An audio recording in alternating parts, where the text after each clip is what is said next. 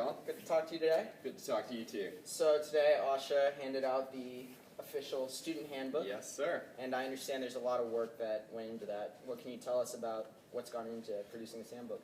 That's right. Well, the student handbook right now, as it stands, is the product of a very long development process. Starting a few years ago when we looked at the old handbook and we saw that a lot of the rules were really unclear. I think we had one rule about like lighting stuff on fire and arson next to computer policies. So it seemed really disjointed and it didn't really make any sense whatsoever. So our goal was to kind of make that make sense. And then we also had this question. We had multiple people come up to us and ask us, what is going on with the handbook? I can't find it anywhere. What if I need to find the rules for something?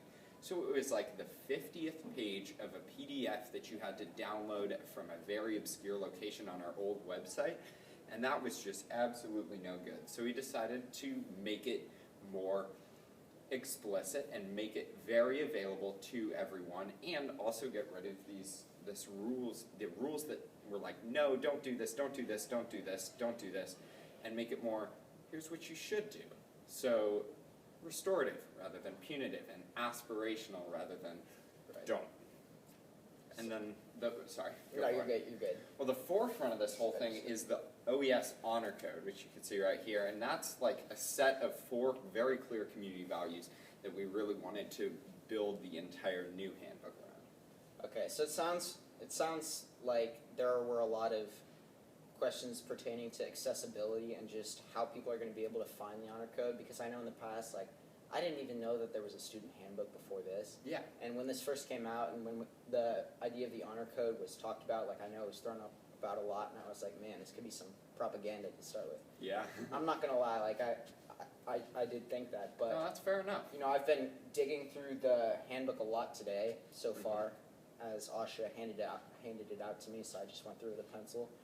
And I'm giving it a chance because there's really a lot of stuff there. It seems pretty concise, and I think it does the message. And with all those smaller, or I shouldn't say smaller, but more uncommon rules and circumstances, such as with the arson and with the computer policies, I know those can be confusing, and there are a lot of people who are like, what even is that? Yeah. And I mean, that definitely makes sense. So who would you say you collaborated with the most in terms of faculty? Because I know you and Simran worked a lot together, as well as the people at Policy Board, but in terms of faculty, who would you say was a big player in the development of the honor code? Well, the honor code goes back a long way to back when Jordan Elliott was here. So Jordan Elliott this was initially student created. Students who I don't even know about, that's how long it's been going on, saw a need for an explicit definition of our school values and created it. So students created it initially, but it was backed by Jordan Elliott and Deb Walsh, who are faculty sponsors. Then we had Corbett and VJ helping out with us, or helping out with it when it was their first year, and now we have Asha. And so Deb, Asha, Corbett, Jordan, they've all played a huge role in making this happen. And lately, especially in the past few months, with the grade deans coming into play, they've all been super helpful and super on board. We also have this other piece of the honor code connecting to the honor council. So all of the adult sponsors for the honor council have been helpful as well, and trying to figure out a way where it might fit into their processes. Okay, so that sounds pretty tangible. So you mentioned that you worked a bit with Deb and Corbett, who are obviously no longer here. Would you say that you and other members of Policy Board still have a relationship with those two guys, as this is the first big year of this honor code coming into fruition? You know, I will say that we haven't really explicitly contacted them yet, and I regret that, but their help has been in the past invaluable, and so we're definitely trying to, we're going to try to keep them in the loop and make sure they're aware of what's happening. Well, that's pretty good, especially when you consider, you know, they were some of the minds, the faculty minds. Obviously, this is a student-run thing, and this whole handbook really screams one value to me, and that's, you know, a student and their expressions. What can you tell me about circumstances, because I haven't read through the whole thing, so this could be in here, but I just haven't grazed over it yet, but as it pertains to like student expression and how like a student's going to express themselves, maybe like how they dress, how they wear their hair, etc. can you tell me a little bit about some of the restrictions there, if they're more loose or rigid restrictions? Absolutely. So we initially started the honor code as an idea to potentially replace some school rules. We couldn't do all of them for legal reasons, but we could do some of them. And that, you'll remember, the first round of honor code feedback did not go super well. So we instead decided to frame the rules around them. So the thing about the honor code is it's a new way to frame the rules that we do have already. And certainly a lot of these school rules have been rewritten with the language of the honor code. But for instance, you were using the language of the dress code and asking about how people might dress themselves. So our goal, so our goal is to there are a lot of ways students can express themselves in their actions, in their dress, words, etc.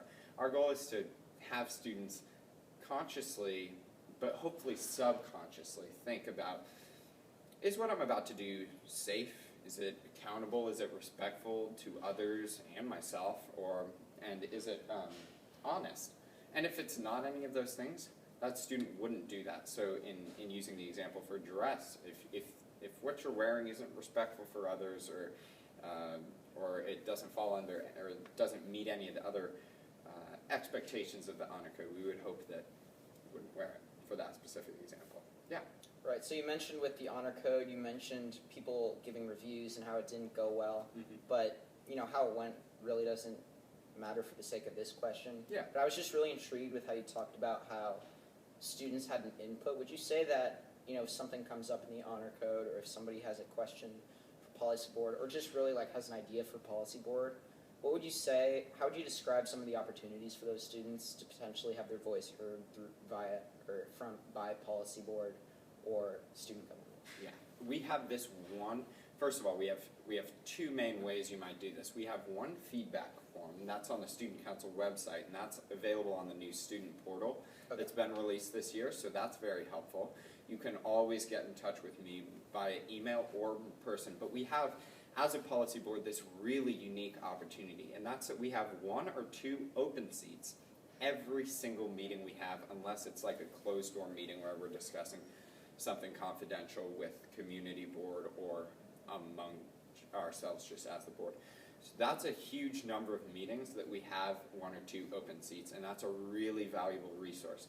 All you need to do for that is just get in contact with me, send me an email, and the chances are very, very, very high that I'll say yes, and you can bring whatever idea you want to see policy board work on to the table. And we've only had a few people do that, and it's a really great resource.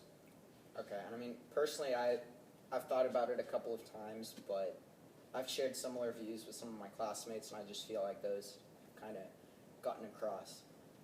So for my next question, I guess I'd just like to ask about, because you and your brother are both on policy board. Yeah. So it's kind of like a brother-to-brother connection. How would you say that kind of connection helps get stuff done in policy board? Like, do you guys have different ideas, or do you guys have similar experiences that allow you guys to churn out ideas more efficiently? How does that work? I think Charlie and I actually disagree a fair amount. I know that is probably, I mean, sometimes it feels like it might just be due to us being brothers, but we're fairly different people. I will say, though, that I think the work he does is really excellent, and I see myself agreeing with him a fair amount of the time and thinking that he's really, in his year and a little bit on policy board, he's become a really insightful member, so I'm happy to see him growing that way. Yeah. So we're seniors this year, which means next year, presumably. I mean, heck, we could fail our classes. This is true. But, I mean, assuming we do graduate, we're going to be out of here. That's and right. This is the first year of the honor code. So how do you envision the honor code and really the student and residential life handbook? How would you describe your visions for the future of this? Not necessarily your hopes, but what you think will happen with this. And how do you think that the student government boards, policy board, community board, and honor council, how would you say they'll work together, and what would you say are your visions for the textbook? Well, I have a vision that this will continue to grow, that this that not everyone will throw away their new copy of the student handbook immediately upon returning home, that they'll keep it in their backpack and they'll sometimes look through it. Yeah. Do some annotations, some active reading.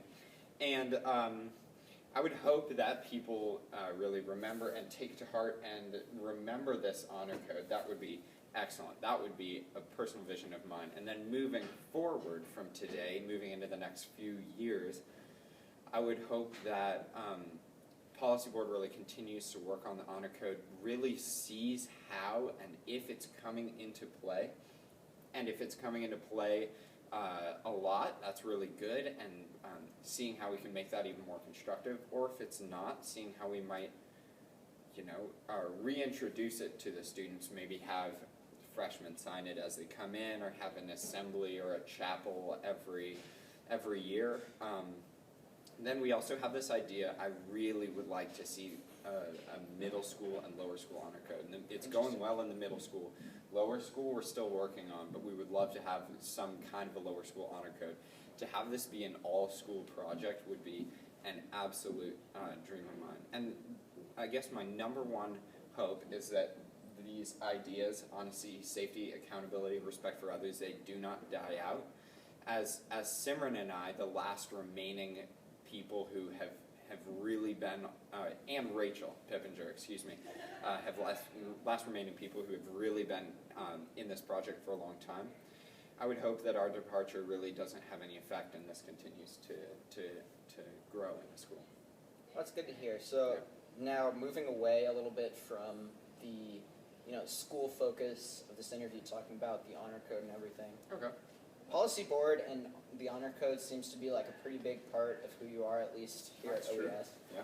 So how would you say that being a Policy Board chair your junior and senior year and being one of the key contributors to this honor code, how would you say that set you up down the line in your career? It's a pretty good point on my resume. But more than that, I think it's just a really great way to gain skills in interacting with people. And especially being Policy Board chair, for the first 2 years, it was just me and the dress code. That was my first year. And then me and the honor code, and I was just working on those things. But now I feel like I have this added piece of seeing how everyone else is doing and really being accountable for all of the work that Policy Board does, like what every member does. And sometimes I feel like if a member's not doing as much, or I feel to some extent a sense of personal responsibility. So it's given me, I think, a greater degree of accountability in my life, which is a really important skill, I think. So that if I had to distill it down to one word, it would be a greater sense of accountability. All right, pretty good. So I think that's all I've got for you today. It was great to hear your stuff, and I think you really aligned it. Oh, and I just actually forgot about this. No problem. So I just thought about this with parents being able to access the student handbook. Is there a way parents can access the handbook or honor code that's not by having their kid bring it home? Like, is there an online resource? Yeah, there's the online student website, and it's on the actual OES website as well. All right, good. And parents, read the honor code. Students, That's right. read your honor code. It's got a lot of stuff in it. And run for Policy Board. Keep the honor code going. It's very direct. What I've read so far is very direct, and it shows how your course of action can affect others, and it really makes you think about what you're doing, even if you haven't been in a position where you break a rule. So kudos to Policy Board and student government for coming up with that. Thank you. And we'll be back with an interview from Simran after this one. Thank you, Simran. Thank you very much, Colin.